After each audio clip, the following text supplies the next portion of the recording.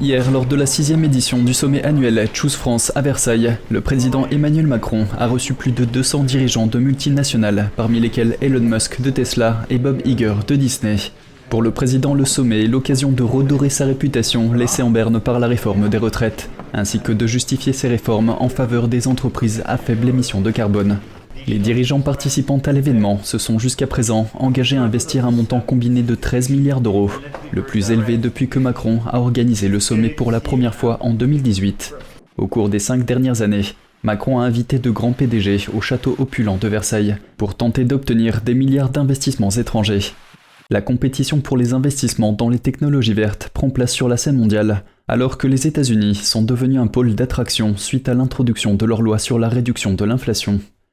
L'usine de Tesla près de Berlin a commencé à livrer des voitures en mars 2022 et produit environ 5000 véhicules modèle Y par semaine avec une capacité maximale de 500 000 voitures par an. Bien qu'elle ait commencé à assembler des batteries en Allemagne, Tesla a déclaré qu'elle concentrerait la production de cellules aux États-Unis à la lumière des incitations de l'IRA, ce qui en fait l'une des premières entreprises à déclarer un changement de stratégie induit par la nouvelle législation.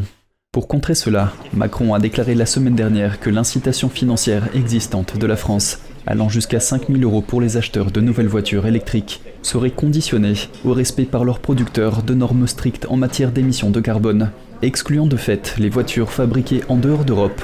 À ce jour, la France attend un total de 28 projets d'investissement de la part d'entreprises allant du groupe pharmaceutique américain Pfizer au fabricant de meubles suédois Ikea, en passant par la banque d'investissement Morgan Stanley.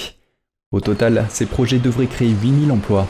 Ikea prévoit d'investir 906 millions d'euros d'ici 2026, tandis que Pfizer a budgété 500 millions d'euros pour se développer en France au cours de la même période, suivi par son rival britannique GSK